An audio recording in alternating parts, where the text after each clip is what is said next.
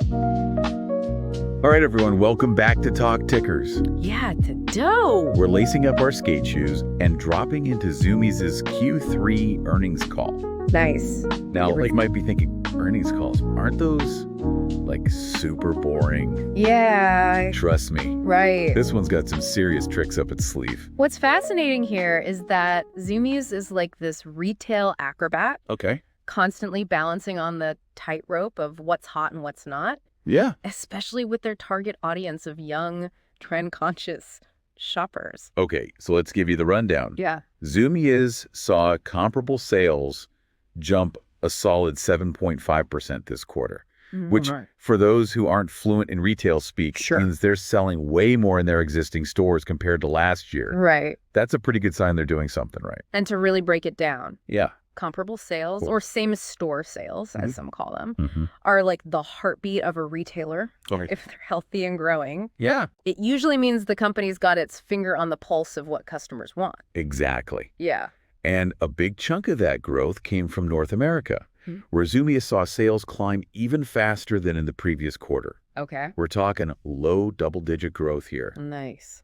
They also saw a surge in men's apparel with their fourth consecutive quarter of year-over-year growth. Wow. Women's apparel is also picking up steam, Yeah. which turned positive earlier this year. This points to a real strength within Zumiez. Okay. They're not just relying on one product or category to carry them. Yeah. This diversification strategy, catering to both men and women, helps spread the risk and shows they can adapt to shifting customer preferences. Right. Yeah. And let's not forget about footwear, which has been a bit of a roller coaster for them lately. Right.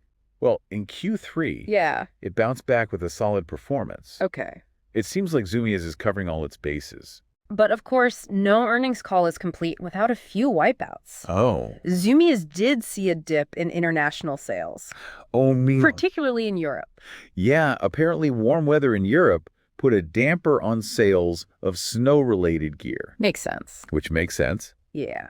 But what's interesting is that Zumiez also chose to focus on selling at full price. Okay. Even if it meant fewer sales overall.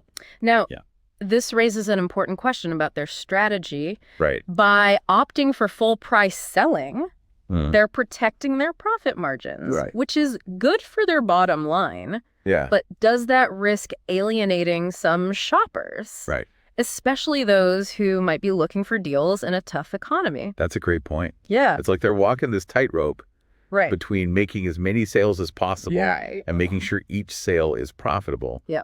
It'll be interesting to see how this balancing act plays out. Yeah. But speaking of strategy, let's talk about some of the key moves Zumiez is making to stay ahead of the game. One thing that immediately jumps out is their focus on new brands. Okay. They brought in a whopping 150 new brands in 2023. Wow. And plan to add over 100 more in 2024. Okay, so imagine you're a teenager walking into a Zumiez store. Right. And suddenly you're bombarded with 150 new brands you'd never seen before. Yeah. Talk about a sensory overload. It's a lot. But you know what? Yeah. It probably works. Right. Teens thrive on novelty. Yeah. And this constant influx of fresh labels keeps Zumiez feeling like the place to discover what's cool. Exactly. Yeah. It's like they're curating a living, breathing museum of the coolest trends. Yeah. But here's what I find even more fascinating. Okay. Zumiez isn't just banking on external brands. Yeah.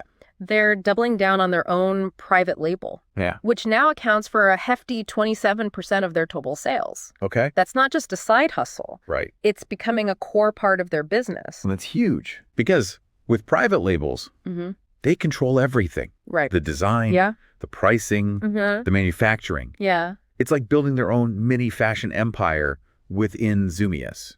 And think about the implications for their profitability. Yeah. By cutting out the middleman and owning their own brands, they can potentially boost their margins even further. Okay. It's a really savvy move. Yeah. Especially in today's retail landscape where standing out is everything. Absolutely. Right. But Zumiez isn't just focusing on what's on the shelves. They're also making some behind-the-scenes changes to improve their bottom line. Okay. Remember those store closures we mentioned earlier? Yeah. Well, that's part of a bigger plan to streamline their operations and cut costs where it makes sense. It's like they're giving their business a good spring cleaning. Yeah. They're closing underperforming stores. Right. Optimizing their staffing models. And really honing in on efficiency. Right. It's a classic case of work smarter, not harder.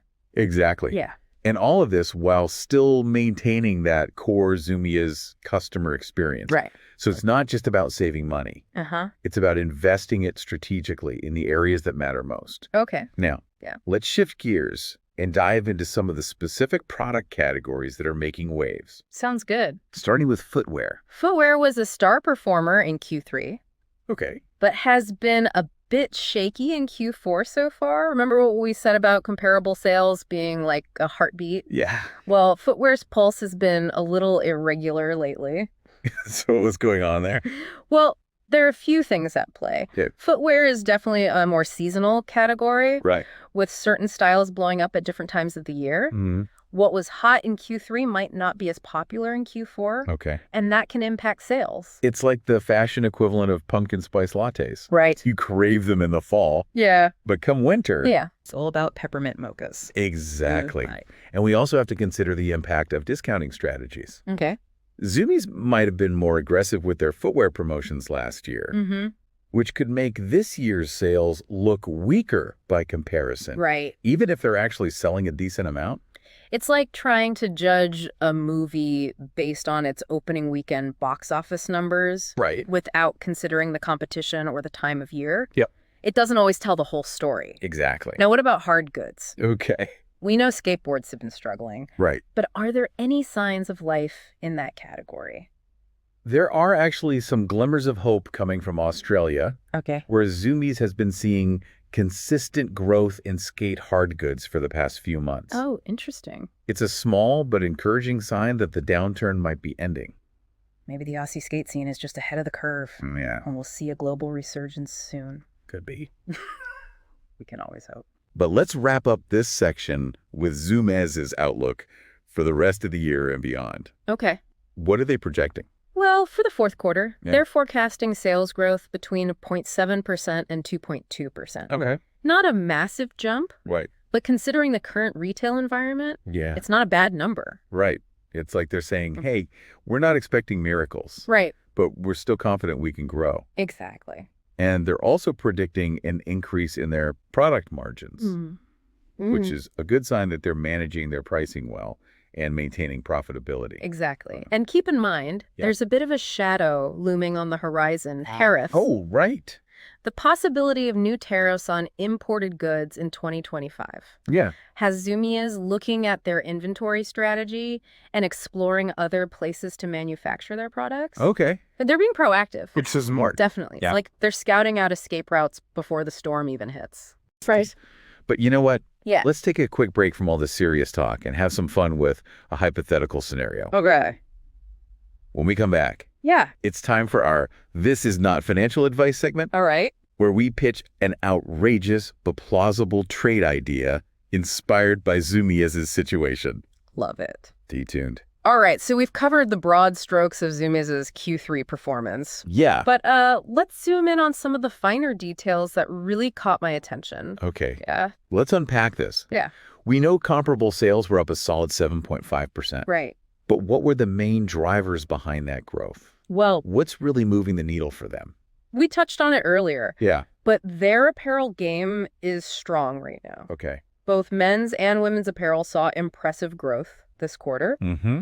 They're clearly tapping into the current streetwear and athleisure trends. Right. Which are still going strong. So it's not just about having the right brands. Oh, right. It's about understanding what styles resonate with their target audience. Exactly. They're basically trend forecasters, but for clothes.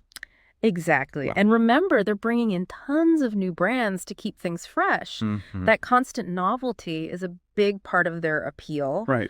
Plus, we can't forget about the rebound in footwear after a bit of a slump. Yeah. Footwear sales bounced back in Q3. Okay. giving their overall numbers a nice boost. It seems like they're firing on all cylinders. Yeah. At least domestically. Yeah. But we can't ignore the elephant in the room. Right. That dip in international sales, especially in Europe. Right. The warm weather impacting sales of snow gear is understandable. Right. But their decision to focus on full price selling also played a role. Yeah. It's a tricky strategy. Mm-hmm. Prioritizing profitability over volume. Yeah. It's like they're saying, right, we'd rather sell fewer items at a higher price than discount everything and hope for the best. But could that backfire? Yeah. Could it turn off some price-conscious shoppers? Right. Especially with the global economy being a bit shaky right now. It's a valid concern. Yeah. It's a delicate balancing act. Right. And only time will tell if they've struck the right balance. Right. But this actually ties into a broader trend we're seeing in retail. Okay. More and more companies are realizing that chasing discounts isn't always the path to long-term success. Building a strong brand, offering unique products, and yes, maintaining healthy profit margins are becoming increasingly important. It's like they're shifting from a pile it high and sell it cheap mentality to a more curated, quality-focused approach. Exactly. Right. And that brings us to their strategic initiatives, which really highlight this shift. We talked about new brand introductions, which are crucial for staying relevant. Right. But let's dive deeper into their private label expansion. Right. Because that's where things get really interesting. Okay, so remember that 27% of their sales are now coming from their own brands. Right. That's not just a random statistic. It's a sign that Zumiez is playing the long game here. Absolutely. Right. Building a successful private label is like creating your own gold mine. All right. You control the entire process from design to manufacturing, which gives you incredible flexibility and potentially higher profit margins. It's like they're taking a page from the playbook of companies like Nike or Lululemon, right, who've built empires around their own brands. People don't just buy Nike for the swoosh. Right. They buy it for the quality, the innovation, the brand story. Exactly. All right. And Zumiez is starting to cultivate that same kind of brand loyalty with their own private labels. Okay. They're not just selling generic stuff. Right. They're creating products that people seek out specifically for the Zumiez name and the value it represents. It's a smart move. Right. Especially if those tariffs do end up hitting in 2025. Having more control over their production could give them a real advantage in a volatile global market. Absolutely. Right. It's like having a backup generator when the power goes out. You're not completely reliant on external factors. Right. Which gives you more stability and resilience. Right. But while we're on the topic of strategic moves, let's talk about their efforts to streamline their operations. Right. The store closures, the operational efficiencies, right, all that good stuff. It sounds like they're doing some serious belt tightening. Well, it's not just about cutting costs. Right. It's about being strategic with their resources. Exactly. Closing underperforming stores allows them to focus on their most profitable locations. And optimizing their staffing models ensures they have the right people in the right places. It's like they're pruning a tree, getting rid of the dead branches to allow the healthy ones to flourish. Yeah. And by doing so, right, they can reinvest those resources into areas that drive growth. So like new brand introductions, private label development, or maybe even expanding into new markets. Exactly. It's about being adaptable. Yeah. Being proactive and constantly looking for ways to improve. Right. Now, I know we could spend hours dissecting every line item on their financial statements. Right. But for the sake of our listeners' sanity, let's shift gears and revisit those fluctuating product categories. Okay, footwear. Yeah. Hot 1 minute. Yeah. Cold the next. Yeah. It's enough to give anyone whiplash. I know. Can you break down what's really going on there? Well, as we mentioned before, footwear is heavily influenced by seasonal trends. Okay. What's flying off the shelves in summer might collect dust in winter. Right. It's also a category that's heavily driven by new releases and collaborations. So it's like the sneakerhead world is constantly chasing the next drop. Exactly. And Zumiez has to stay on top of those trends to keep those shoppers coming back. Absolutely. They have to be agile, constantly refreshing their inventory and anticipating what's going to be hot next. Right. And then, of course, there's the discounting factor. Yeah. If they were more promotional with footwear last year, right, this year's numbers might look disappointing by comparison, even if they're actually selling a decent amount. It's like trying to judge a movie based on its opening weekend box office numbers. Exactly. Without considering the competition or the time of year. Right. It doesn't always tell the whole story. Exactly. Now, what about hard goods? Okay. Is there any light at the end of the tunnel for skateboards? Well, Yeah. that little glimmer of hope from Australia is encouraging. Mm-hmm. It suggests that the demand for skateboards might be starting to rebound, Okay. at least in some parts of the world. Right. It's too early to call it a full-fledged comeback, Yeah. but it's a positive sign. Maybe the Olympics helped reignite interest in skateboarding. Yeah, could be. Or maybe it's just the cyclical nature of trends. Whatever the reason, it's good news for Zumiez and the skate industry as a whole. Definitely. Right. And, Yeah. it's a good reminder that even in a fast-paced, trend-driven industry like fashion, sometimes you just have to ride out the waves. Mm-hmm. What goes down usually comes back up eventually. True, that. Right. But speaking of riding out waves, Okay. let's talk about Zumiez projections for the rest of the year. Right. They're forecasting modest growth. Mm-hmm. But are there any other surprises lurking beneath the surface? Well, Yeah. they are anticipating an increase in product margins, Okay. which is a good indicator of their pricing power and their ability to manage costs. Mm. They're also being proactive about those potential tariffs, Right. exploring alternative production regions, Yeah. and really thinking ahead. It's like they're playing chess while everyone else is playing checkers. Right. They're thinking several moves ahead, Uh-huh. which is crucial in a rapidly changing global landscape. Exactly. But you know what? Yeah. I think it's time to inject a little levity into this discussion. Okay. What do you say we take a break from the serious stuff and have some fun with our This Is Not Financial Advice segment? I'm Cam. After all, what's an earnings call analysis without a little bit of speculation and outlandish trade ideas? Right. Ready to unleash our inner Wall Street wolves. I'm ready. Let's do this. All right, Talk Tickers listeners, it's time for everyone's favorite segment. Let's go. This is not financial advice. Remember, this is where we let our imaginations run wild Yeah. and pitch some truly outrageous but plausible trade ideas. Disclaimer time, folks. This is purely for entertainment purposes only. Right. Do not base your investment decisions on our wild schemes. Of course. We're just having some fun and exploring the what-ifs. Mm-hmm. Now, today's inspiration comes from Zumiez's proactive approach to those looming tariffs. Right. They're already looking at different countries to manufacture their products, right? Exactly. They're thinking ahead and trying to stay one step ahead of potential disruptions to their supply chain. So here's my crazy idea. Okay. What if Zumiez went all in on American-made goods?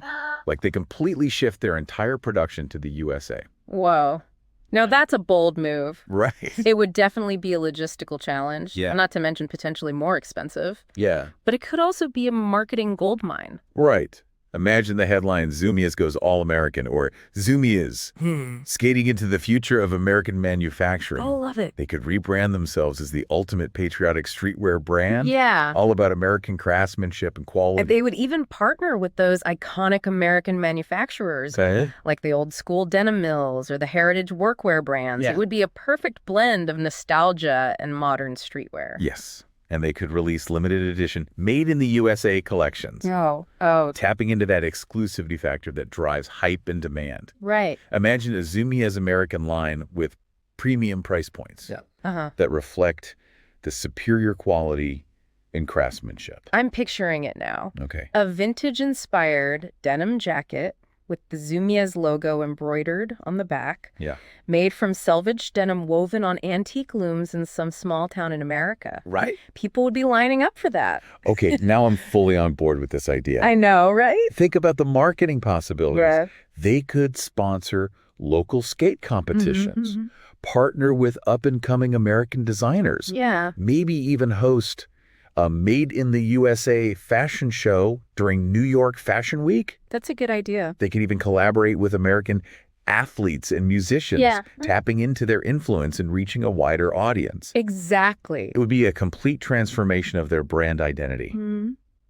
Zumiez becomes synonymous with American style quality and that rebellious independent spirit that's always been at their core. I like it. It's a gamble for sure, Yeah. but if they pull it off, it could be a game changer. They could ride this wave of consumer patriotism, Right. position themselves as a premium brand, Mhm. and potentially even set a new standard for ethical and sustainable manufacturing in the fashion industry. That would be huge. All right, I'm officially pitching this to Zumiez's CEO. Someone get me their contact info. Yeah. We've got the next billion-dollar idea on our hands. But in all seriousness, folks, remember that investing in individual stocks is risky. Of course. And you should always do your own research before making any decisions. Couldn't agree more. This segment is all about exploring the possibilities, not giving financial advice. Right. But hey, if Zumiez ever wants to chat about our Made in the USA vision, our door is always open. Absolutely. Now, before we sign off, let's circle back to what we've learned from Zumiez's Q3 earnings call. What are the key takeaways for our listeners today? Well, I think the biggest takeaway is that Zumiez is a company that's not afraid to adapt and evolve. They're facing some headwinds, like those potential tariffs, but they're being proactive and strategic about addressing them. They're also diversifying their product offerings, Right. building their own private label, and focusing on operational efficiency. All smart moves that position them well for future growth. And let's not forget their commitment to staying on top of trends. Right. They're constantly bringing in new brands, keeping their inventory fresh, and appealing to that fickle, trend-conscious consumer. It's a tough industry to navigate, but Zumiez is proving they have what it takes to stay ahead of the curve. Exactly. How? So while we had a little fun with our Made in the USA scenario, the real lesson here is that Zumiez is a company worth watching. Definitely. They're making smart decisions, taking calculated risks, and showing that they're not afraid to think outside the box. And that's what makes them so interesting to follow. Right? It's going to be fascinating to see what they do next. All right, that's all the time we have for today's deep dive to Zumiez's Q3 earnings call. Thanks for tuning in to Talk Tickers. The only podcast that breaks down earnings calls like we do. Remember, investing involves risks. Yes. And you should always do your own research before making any decisions. Until next time, happy investing, everyone.